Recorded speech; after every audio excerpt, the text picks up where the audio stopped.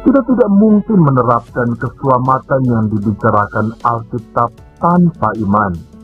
Jadi iman sangatlah penting, sebab kita diselamatkan karena iman. Demikianlah dikatakan firman Tuhan. Karena iman demikian penting dan Allah menghendaki kita memahami tentang iman, Ia bercerita tentang seorang pria bernama Abraham. Abraham adalah tokoh Alkitab yang lebih banyak disinggung dalam Perjanjian Baru dibandingkan dengan tokoh Alkitab lainnya. Setiap kali Perjanjian Baru ingin membicarakan iman, pasti menyinggung tentang Abraham. Kalau Anda ingin memahami iman, demikian Perjanjian Baru mengatakan, Anda perlu memahami Abraham. Abraham adalah definisi iman yang hidup. Abraham adalah ilustrasi iman yang hidup.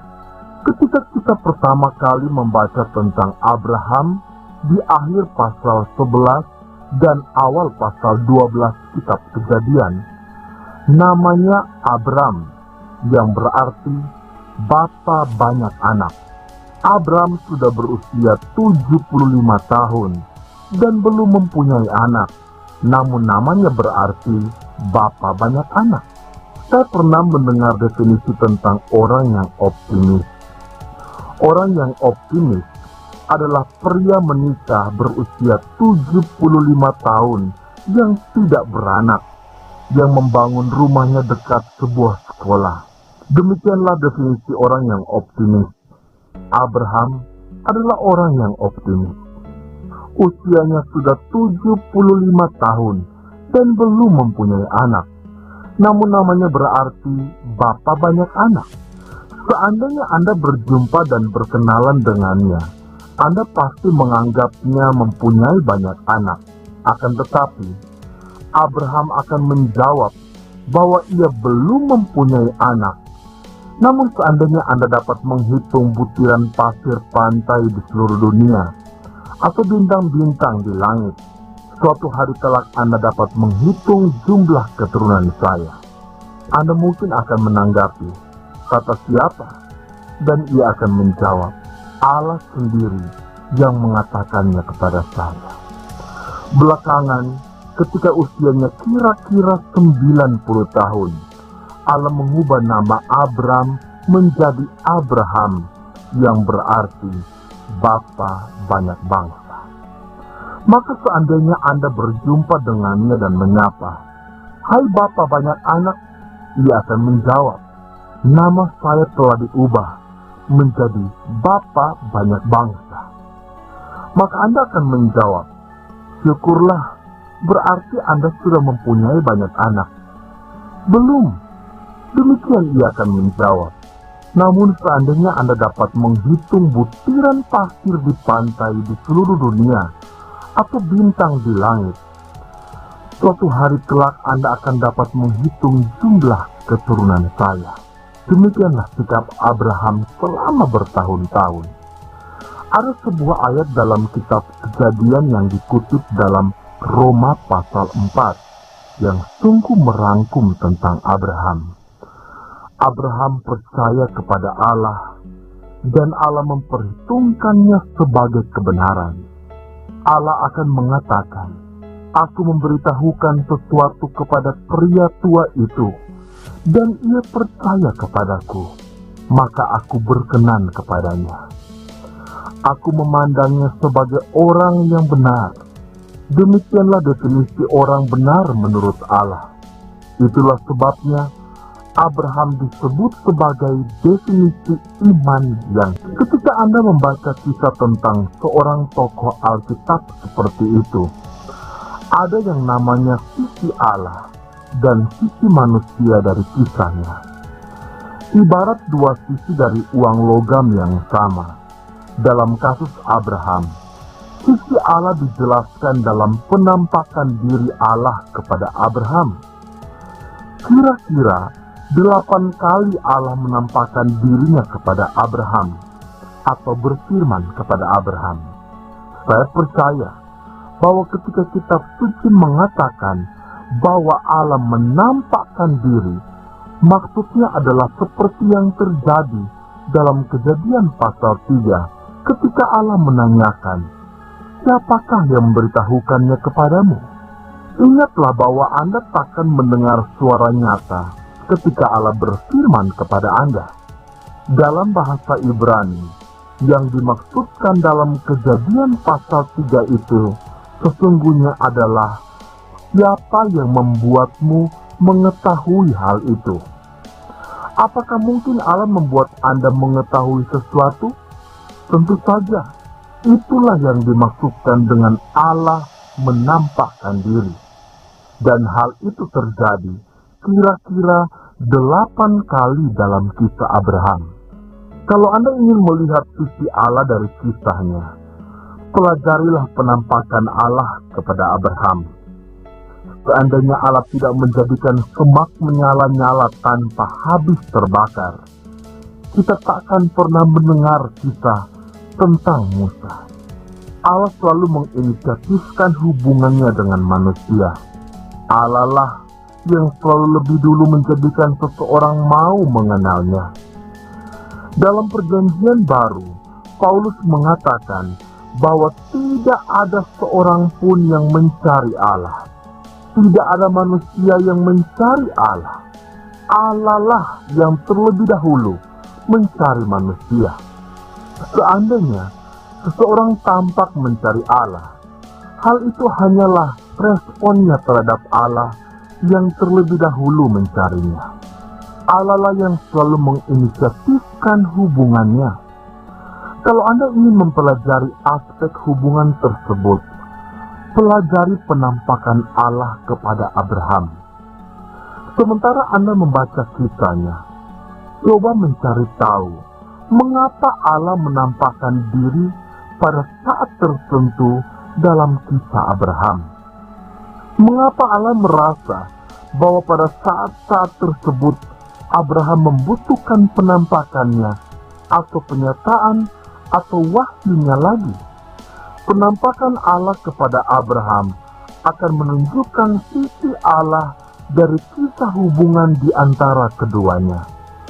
Sisi manusia dari hubungannya atau respons Abraham terhadap penampakan Allah itu adalah dalam bentuk mezbah-mezbah yang dibangunnya. Abraham membangun 4 mezbah. Coba Anda mencari tahu apa yang Abraham katakan kepada Allah ketika membangun mezbah-mezbahnya itu. Misalnya, Stefanus mengatakan dalam Kisah Para Rasul pasal 7 bahwa Allah sudah lama menampakkan diri kepada Abraham sebelum ia memutuskan untuk keluar.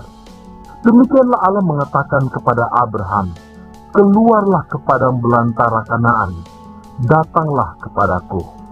Kita selalu ingin dipanggil ke sebuah negara atau ke sebuah gereja, atau ke sebuah organisasi. Berapa banyak di antara kita yang dipanggil kepada Allah? Sulit sekali dijelaskan, ya bukan? Seandainya Anda mulai mengemas koper dan istri Anda bertanya, "Mau kemana kamu?" Dan Anda akan menjawab, "Aku mau datang kepada Allah." Apakah Anda tidak akan menghadapi masalah dalam pernikahan Anda? Apakah Anda tak akan kesulitan menjelaskan kepada orang-orang bahwa pokoknya Anda mau keluar ke padang belantara sebab Allah mau berjumpa dengan Anda? Dan Anda tidak tahu bagaimana setelahnya. Allah sudah sekian lama menyuruh Abraham meninggalkan negeri asalnya, meninggalkan ayah dan tanah saudaranya, namun Abraham tidak mau. Entah sudah berapa lama Allah menampakkan diri kepada Anda, berusaha menjangkau Anda, berusaha menarik Anda kepadanya, atau kepada rencananya bagi kehidupan Anda. Namun Anda tidak mau menang. Setelah ayahnya meninggal, barulah Abraham pada akhirnya pergi ke Kanaan, menanggapi Allah yang telah demikian lama menampakkan diri kepadanya. Abraham membangun mezbahnya yang pertama di dataran luas di More. Kata More berarti mengajar, atau mencari. Maksudnya, saya ingin belajar dan saya percaya bahwa Allah akan mengajari saya. Seolah-olah ada suatu tempat di mana seharusnya saya berada dan saya percaya bahwa Allah akan memberitahukannya kepada saya dan saya ingin mengetahui di mana tempat itu. Saya percaya bahwa kiasannya di sini terlalu indah untuk tidak disengaja. Demikianlah arti kata more, di mana Abraham membangun mezbahnya yang pertama. Saya menyebut mezbah pertama ini mezbah respons. Mezbah ini dibangun sebagai respons kepada Allah yang telah demikian lama menampakkan dirinya kepada Abraham. Ketika Abraham meresponinya, Allah menjumpainya di mezbah ini. Allah menampakkan diri kepada Abraham di sini. Baru Abraham melanjutkan perjalanannya dan membangun mezbah berikutnya. Mezbah keduanya dibangun di antara dua tempat, yaitu di antara Ai dengan Betel. Dalam bahasa Ibrani, Betel berarti rumah Allah. El adalah kata untuk Allah, sedangkan Bet adalah kata untuk rumah. Allah tidak memiliki rumah. Jadi tampaknya kata Betel berarti tempat di mana Allah berada. Tempat di mana kehadiran Allah yang ilahi berada. Itulah Betel. Letaknya di sebelah barat. Di sebelah timurnya terletak kota Ai. Dalam bahasa Ibrani, Ai berarti maut atau reruntuhan atau kesengsaraan atau kehancuran. Alkitab mengatakan bahwa upah dosa adalah maut. Konsekuensi dosa adalah kesengsaraan, kesuraman, dan keputusasaan. Demikianlah konotasi kata Ai itu. Di sebelah timur lagi dari Ai terletak Sodom dan Gomora. Abraham membangun mezbahnya yang kedua persis di antara Ai dengan Betel. Saya percaya bahwa pada mezbah kedua ini Allah menjawab apa yang Abraham ajukan pada mezbahnya yang pertama. Pada mezbah yang pertama, Abraham memohon, "Ajarilah aku apa yang harus ku ketahui untuk berada di mana seharusnya aku berada." Pada mezbah kedua ini Allah menjawabnya, "Abraham, masalahmu adalah bahwa engkau adalah orang yang tidak tegas. Kesana tidak, kesini tidak." Kita sedang mempelajari sang bapa iman dalam kitab Kejadian dari Perjanjian Lama. Saat kita membaca kisah tentang Abraham, kita melihat definisi iman dalam mezbah-mezbah yang dibangun Abraham. Mezbah pertama adalah respon, "Ajarilah aku Tuhan." Demikianlah awalnya. Lalu kita melihat pertobatan. Abraham bergumul pada mezbah kedua ini. Ketika Allah menunjukkan pentingnya pertobatan, Abraham justru pergi ke selatan. Ketika Abraham masuk ke Mesir, ia sedang kacau secara rohani. Ia bukan saja pergi ke selatan secara geografis, melainkan juga secara rohani. Ia berada di Mesir. Lalu dari Mesir, ia keluar dan kembali ke mezbah keduanya dan berseru kepada nama Tuhan untuk kedua kalinya. Lalu ia bertemu dengan Lot. Ketika Abraham meninggalkan negeri asalnya, ia diperintahkan meninggalkan ayahnya. Ia tidak sanggup melakukan hal itu hingga ayahnya meninggal. Itulah perubahan drastis yang mendorongnya untuk pergi juga pada akhirnya. Abraham diperintahkan meninggalkan segala sanak saudaranya, namun ternyata ia mengajak Lot, keponakan lelakinya. Ayahnya mempunyai saudara lelaki bernama Haran, dan Haran adalah ayah Lot. Ketika Haran meninggal, Abraham mengadopsi Lot. Mungkin Abraham memang mengasihi keponakannya ini, atau mungkin ia menganggap bahwa Lot adalah jawaban Allah untuk segala janjinya. Mungkin saja Abraham merasionalisasikan, pasti inilah yang Allah maksudkan. Mungkin keponakanku inilah ahli waris yang melalui siapa keturunanku akan datang. Apapun alasannya, Abraham tidak sanggup meninggalkan Lot. Padahal seharusnya ia meninggalkan Lot. Setelah menghadapi masalah pertobatan, Abraham mengajak Lot berbicara, kita harus berpisah. Kitab Kejadian mengatakan bahwa Lot menuju ke timur ke arah Ai dan pada akhirnya tinggal di Sodom dan Gomora. Abraham menuju ke barat dan membangun mezbahnya yang ketiga di tempat yang disebut Hebron. Kembali, menurut saya, kiasan ini terlalu indah untuk tidak disengaja. Hebron dalam bahasa Ibrani berarti persekutuan. Ketika Abraham membangun mezbah ketiga ini setelah membangun mezbah pertobatan, pada intinya Abraham mau mengatakan, ya Allah, aku ingin mengenalmu. Semua tokoh besar dalam Alkitab berseru, aku ingin mengenal dia.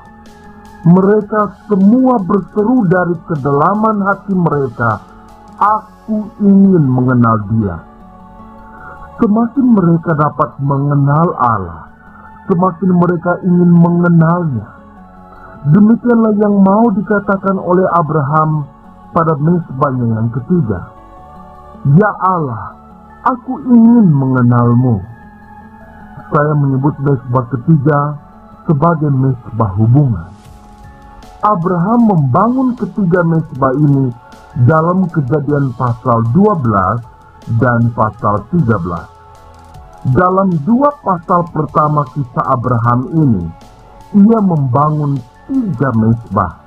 Ia tidak membangun mezbah lagi hingga Kejadian pasal 22. Setelah membangun mezbah hubungan, Abraham tidak lagi membangun mezbah hingga Kejadian pasal 22. Apa yang Abraham katakan ketika membangun mezbahnya yang ketiga? Apa yang terjadi setelah ia membangun mezbahnya yang ketiga?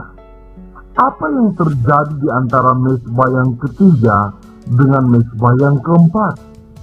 Ketika Abraham mengatakan, aku ingin mengenalmu, menurut saya, Allah menjawabnya, kalau engkau mau menjalin hubungan denganku, ketahuilah bahwa akulah segalanya. Sebab hingga engkau memandangku sebagai segalanya, engkau tidak memandangku sebagai apa-apa. Saya diberitahukan hal itu ketika saya masih kecil. Kalau Yesus Kristus bukan segalanya, berarti Yesus Kristus bukan apa-apa. Jangan main-main dengan Yesus. Jangan main-main dengan Allah. Kalau Anda sungguh ingin mengenal Allah, Allah menghendaki tempat yang menjadi haknya dalam kehidupan Anda. Ada orang lain dalam kehidupan Abraham, misalnya Lot. Lot mengilustrasikan gambaran tentang orang yang ada dalam kehidupan kita yang tidak pernah Allah kehendaki. Banyak kepedihan hati dan duka disebabkan karena kita mempunyai orang dalam kehidupan kita yang tidak pernah Allah kehendaki. Demikianlah yang diilustrasikan Lot.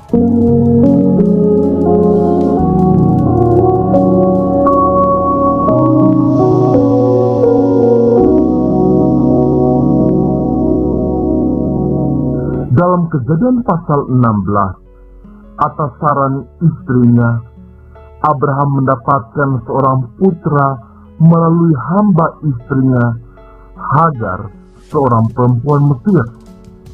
Abraham mendengarkan istrinya. Kedengarannya seperti Adam. Kita mendapatkan banyak masalah ketika Adam mendengarkan istrinya, Dan kita mendapatkan banyak kesulitan ketika Abraham mendengarkan istrinya sehingga mendapatkan seorang putra dari Hagar, hamba perempuan istrinya. Putranya adalah Ismail. Takkan ada krisis Timur Tengah sekarang ini seandainya Abraham tidak mendengarkan istrinya. Ismail itulah bapa bangsa Arab, sehingga sekarang terdapat bangsa Arab dan bangsa Yahudi di tanah suci. Demikianlah masalah kita. Takkan ada bangsa Arab seandainya tidak ada Ismail. Menurut saya, Ismail mengilustrasikan sesuatu. Musuh terbesar dari hal terbaik adalah hal yang baik. Musuh terbesar dari berkat terbaik dari Allah bagi kehidupan Anda adalah sesuatu yang baik. Agar Anda keluar dari kehendak Allah, iblis takkan menggoda Anda untuk merampok bank. Kalau Allah menghendaki Anda menjadi misionaris medis, iblis takkan menggoda Anda untuk merampok bank. Iblis hanya membisikkan, mengapa tidak menjadi dokter di kota besar ini saja? Tentu hal itu baik. Akan tetapi, kalau Allah menghendaki Anda menjadi dokter misionaris di suatu tempat terpencil atau negara terpencil, maka hal yang baik merupakan musuh terbesar dari berkat Allah yang terbaik. Demikianlah cara kerja iblis. Iblis menghalangi kita dari berkat Allah yang terbaik dengan menawarkan sesuatu yang baik, bukan dengan menawarkan sesuatu yang mengerikan.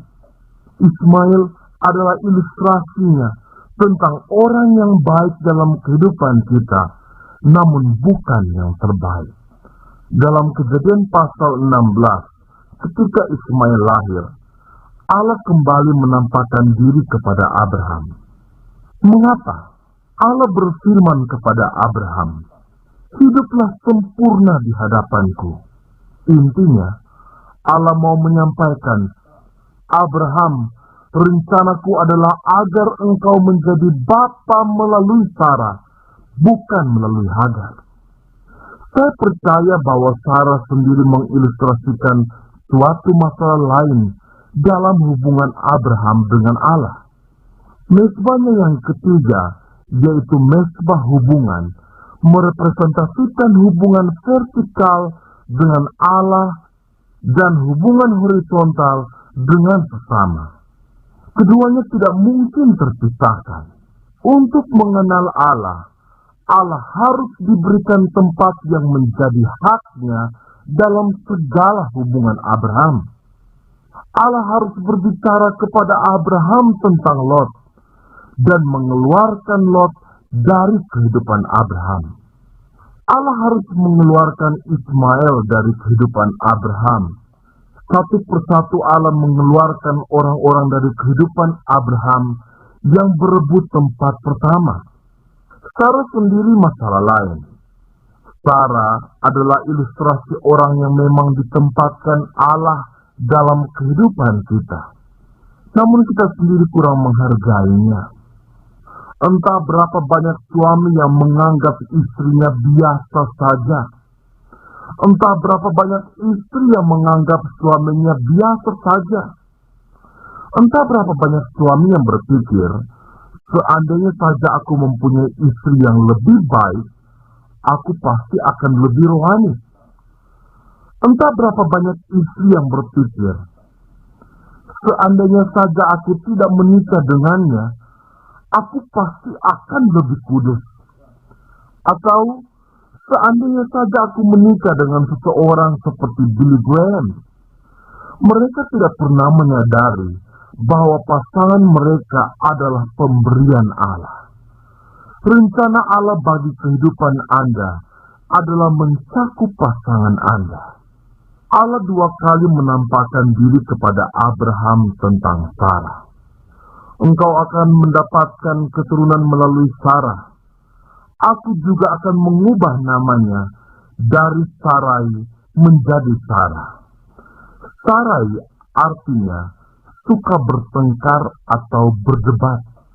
Apapun yang Anda usulkan kepadanya, ia pasti menentangnya. Salomo mengatakan, seorang istri yang suka bertengkar serupa dengan sirih yang tidak henti-hentinya menitis pada waktu hujan. Terus saja menetes. Sarah suka berdebat, dan Abraham sudah lama hidup bersamanya. Allah menampakkan diri kepada Abraham dan mengatakan bahwa Sarah akan diubah namanya menjadi Sarah yang berarti putri. Sebab Sarah akan menjadi ibu bangsa-bangsa, seperti halnya Abraham akan menjadi bapa bangsa-bangsa, dan dari Sarah akan lahir raja-raja. Mendengarnya, Alkitab mengatakan bahwa Abraham tertunduk dan tertawa. Pada akhirnya, Abraham percaya bahwa rencana Allah mungkin melibatkan dirinya, dan bahwa Allah sanggup melakukan apapun melalui dirinya. Akan tetapi Abraham tidak percaya bahwa rencana Allah mungkin melibatkan Sarah.